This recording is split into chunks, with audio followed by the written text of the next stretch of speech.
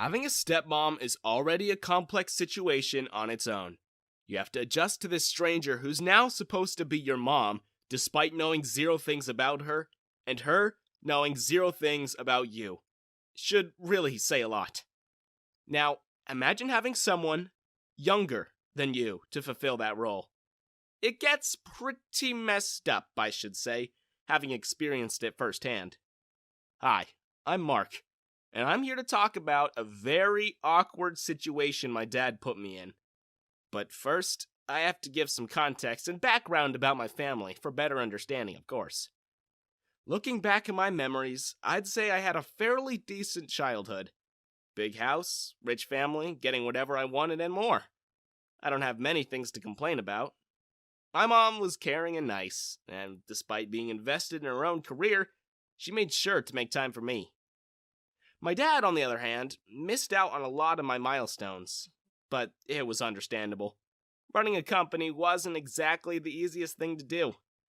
Besides, I liked getting what I wanted back then. I guess you could say I was pretty spoiled. I grew up lazy and entitled. I never took my studies seriously because I got used to my dad just paying off my school so I could graduate.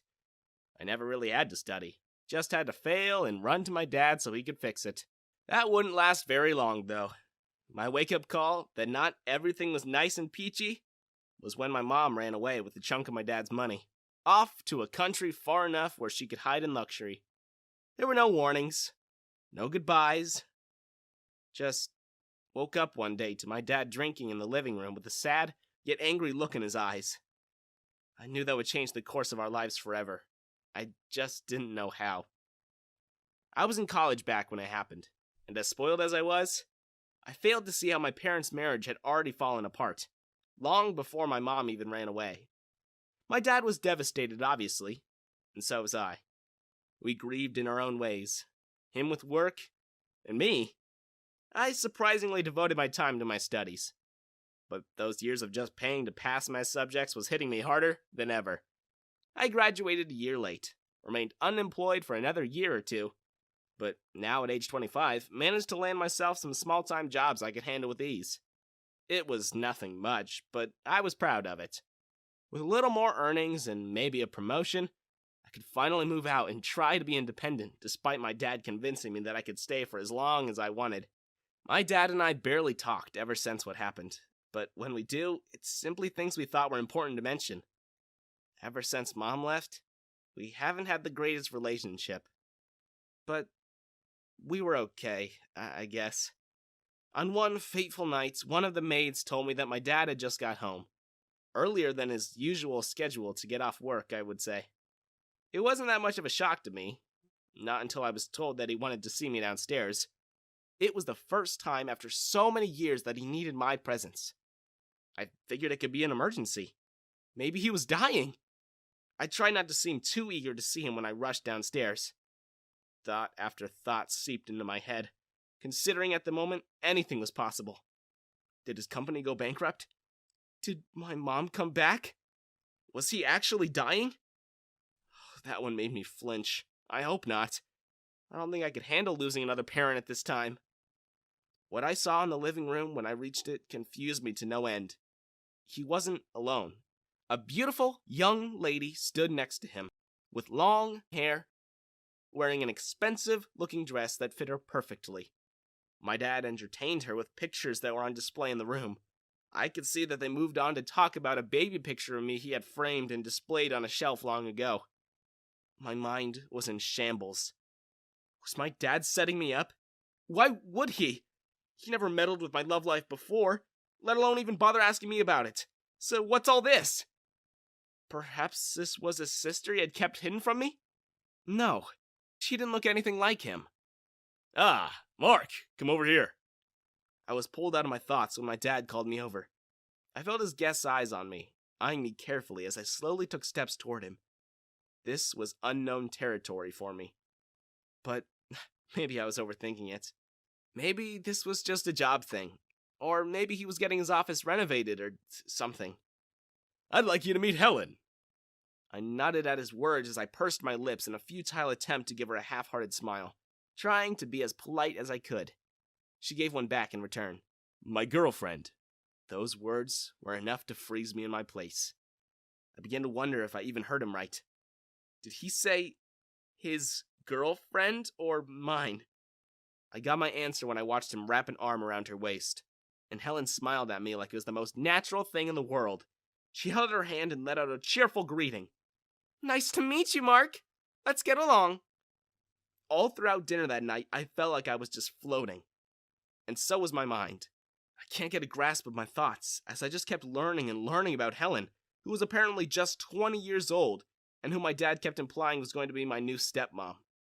I wouldn't be surprised. The way they flirted while we ate told me everything about it. Didn't know how I felt initially. It was definitely weird for sure, and it frustrated me a little how my dad didn't seem like he felt that way at all. She was young enough to be his daughter, but definitely not old enough to be my stepmom. Girls like her come and go, especially when they latch on to men as old as my dad. And despite these feelings I felt, I kept my mouth shut during dinner. I knew I had no right to meddle with his love life. And even if I felt awkward having a stepmom who was way younger than me, or him having a girlfriend long before I did, and someone barely my age too, I knew I wouldn't say anything against it. I don't think I can say anything at all. I just hope my half-hearted smiles and laughs were enough. As I expected, I saw more and more of Helen at home. At first, I only saw her if my dad was around, which happened more frequently than before now because of her.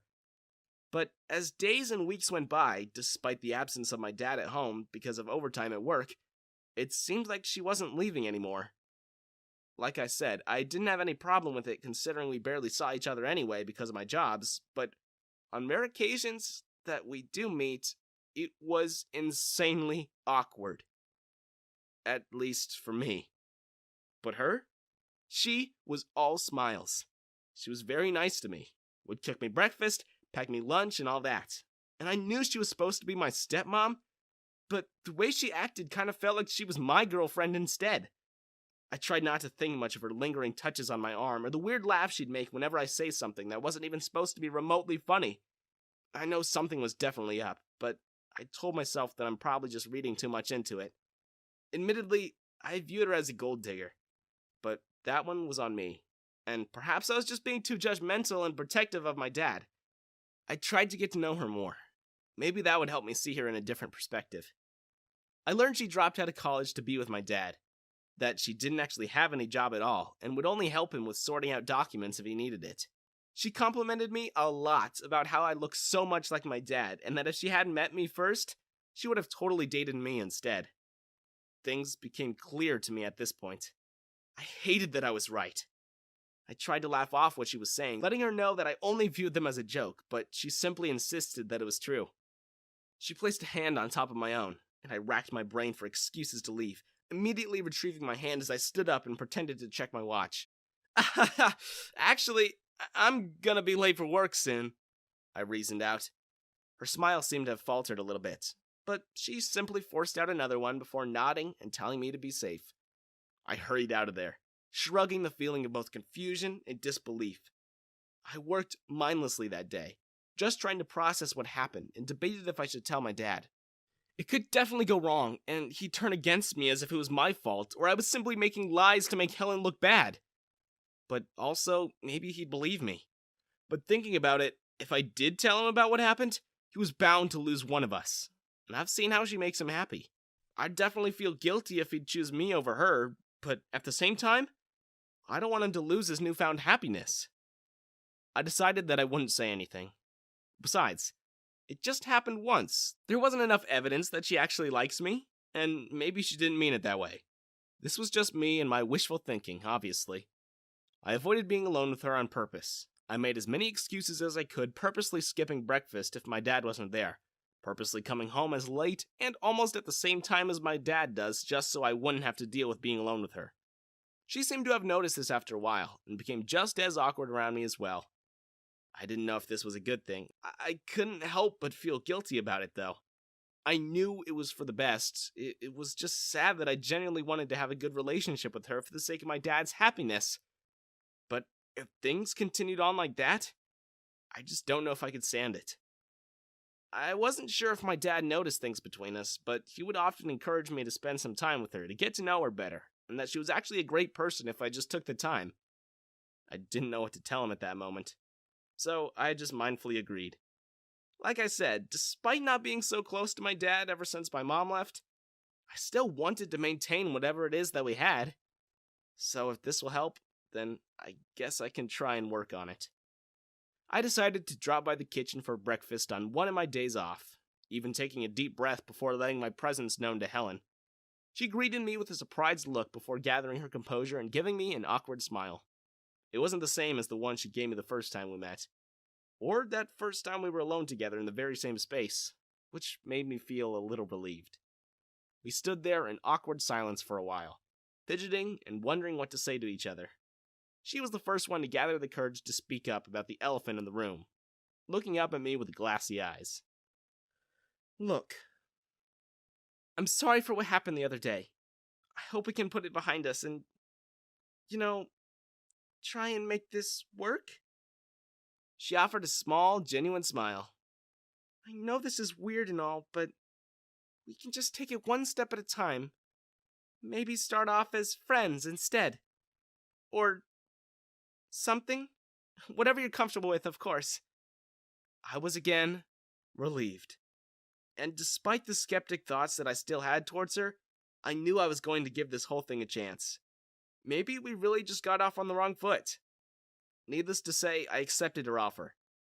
She seemed sincere enough that I couldn't say no, and we both agreed that it was for the sake of my dad anyway. But of course, things don't happen overnight.